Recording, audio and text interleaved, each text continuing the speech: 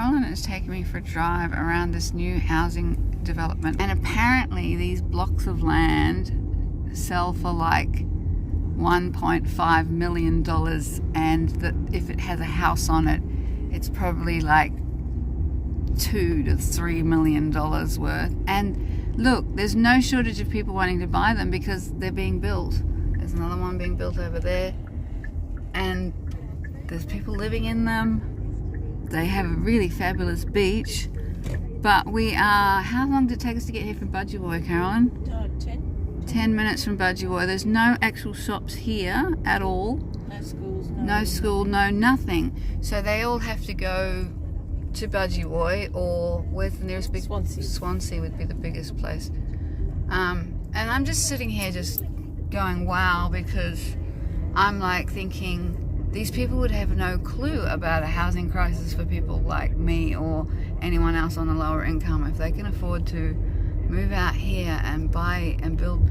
And look at they all look the same. 50 Shades of Grey, right, Caroline? Yeah. 50 Shades of Grey. Look, you can have any house you want as long as it's grey. Look at the size of these things. I am feeling like, I don't know, I'm feeling like I'm in a different planet right now, and I'm just like, what the actual heck? Like, what the actual heck? My world just feels so different right now. No complaints, like, don't get me wrong, I'm happy to live in my little caravan, like, but I can't believe there's this many people that can afford this kind of house, and that the developers can build this and have no shortage of customers, and that these people would have no clue about how people are struggling right now. Like, housing crisis. What housing crisis? There's no housing crisis out here in... Nope. What's this place called again? Catherine Hill Bay. No housing crisis at Catherine Hill Bay. If you've got $1 million to spare, or a couple of $1 million to spare, you can have your pick of any beautiful grey house you want, and they are very beautiful. They are also very grey. So yeah, no housing crisis here. Beaches Oceanside. Is that what the development's called? Yeah. Sign says rare oceanside lots, but Carolyn reckons there's at least 1,000. 1,000 in here. It's huge. It goes on and on and on. Now we're going to go see the original part of the town, see how the other half lives. Oh, look at these cute little old shacks. They're like little workers' cottages. Yes, they are. Oh my God, they are so cute. Coal miners' cottages. Coal mining, is that what used to happen around here? Oh, look at this little house. Oh, it's so cute. Oh, look at that. Look at the view. Oh, now this is literally where the other half live. This is so funny. This is like the other side of the railway tracks down here. But these are all still $2 million properties. No. Yeah. These are heritage listed. Oh, no way. Okay, well, I'm sure back in the day they weren't $2 million properties. No. Oh, wow. Wow, wow. Coal mining, eh? I guess Newcastle's not far away, and Newcastle was a big coal mining. Was there a coal mine here? Oh, there was coal mines here, yeah. Ah. There's a lot of, even back in Budgewoi, there's a lot of shifting from the coal mines. People's houses are cracked. No way. Because the ground underneath has been disturbed. There you go. Oh, wow, it's kind of... This is the original Catherine Hill Bay. Oh, look, there's a parking spot. Wow, look at Look at the this. dock. That was where they used to load the coal. No Ships used to come way. And that's still cool. standing.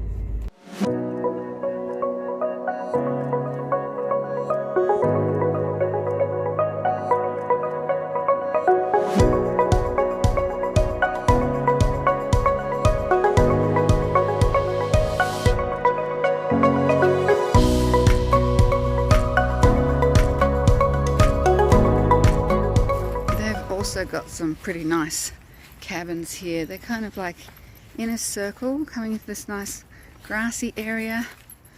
They're kind of cute, nice and shady. Nice gardens. That's through to the rest of the caravan park over there. There's amenities block in there, barbecue over here, and walk through to this part is where the swimming pool is. Another awesome resort style swimming pool area. kids' playground and jumping pillow. These will be lakefront cabins, which are also really nice. And there's the lakes across the road there. Yeah. So it's a really big park. Ensuite sites, which has stairs, which kind of defeats the purpose, I think. And as you can see, you know, nice mixture of tourist sites and also quite a few permanent van setups, like that one over there. Permanents are allowed to be here for 180 days per year, apparently. There's more down this end, which is on the road there. There's quite a few permanent sites along this part. I noticed the other day when I came walking past here, there's actually a new permanent one going in. It looks like they've, you know, renovated an old caravan and put it on bricks and are turning it into a permanent site. So I'm curious to see what that's about. This is the one I spotted the other day. So these guys have done this up. It's an old van that they've done up and put on site to be a semi-permanent 180 days. Where are you going to spend the other 180 days? Oh, his place. At his place. So it's just a holiday thing, really, is it? Yeah, okay. Oh my God. Like, how freaking cool is this? What a great idea. Clever guys, clever guys. And if they do that, it's a lot cheaper than $270 a week here. That was interesting, having a chat to those guys. They actually own the one across the road, the little permanent one. They did get flooded out when the big flood came when I was here last, and they just had to raise it up. And I was like, how do you raise it up? And they're like, oh, just carjack it up, put blocks underneath it. I was like, okay. So obviously not the same kind of regulations as a house. And I asked, like, is that the reason why they've let you, you know, pick this site and put a new van on it and everything, because you've already been here before? Like, if anyone just walked in off the street, like, could I do that? Could I walk in and say, hey, I want a permanent site, I want to put my van here permanently and build a hard annex like these ones? Would they let me do it? And he's like, yeah, they would. What? That's so rare. Like, I have not found, they reckon all the caravan parks around here still let you do that. That's pretty unusual. There's not a lot of caravan parks I've found in most places that will let even semi-permanents put on, like, you know, a solid structure on a site. It's just very rare. So good on you, Budgewoi.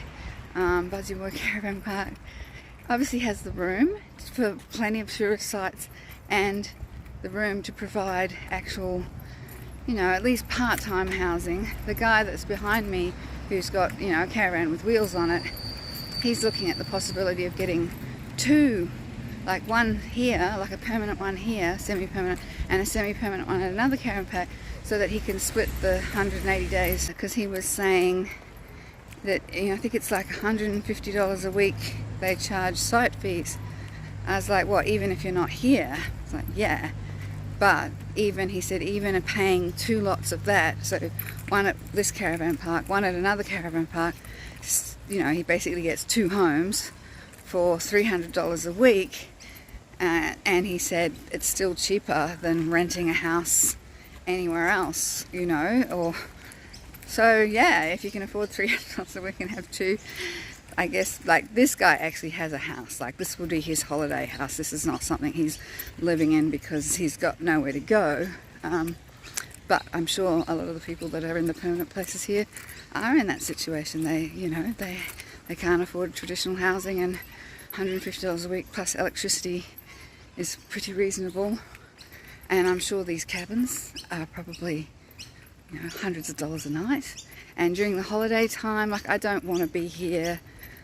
My plan is to get away from the coast and inland and as far away from built up popular areas as possible by December 1st, because once it gets towards school holiday time, like, yeah, this place would be manic crazy full of people.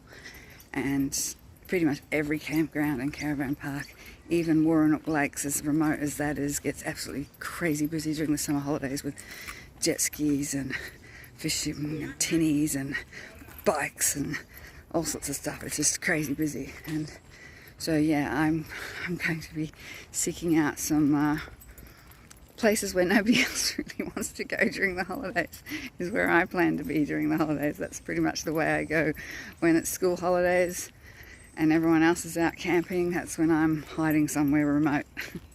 Good news is that Effie is back from the mechanic, and the exhaust repair cost $280 and the service cost $400 and something, and they did a whole bunch of work.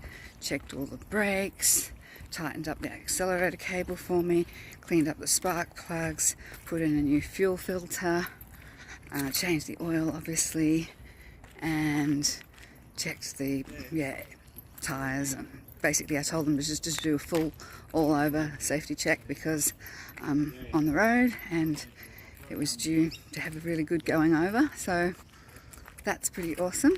And yeah, this is pretty much my last day here and hitting the road tomorrow. A bit of a change of plans because my son's festival that I was supposed to be going to this weekend in Canberra, the second festival, because I missed the first one because the truck was getting work done on it, and I was going to make it to his second one this weekend. Now it's been cancelled, so don't need to go to Canberra anymore. So change of plans again, as always.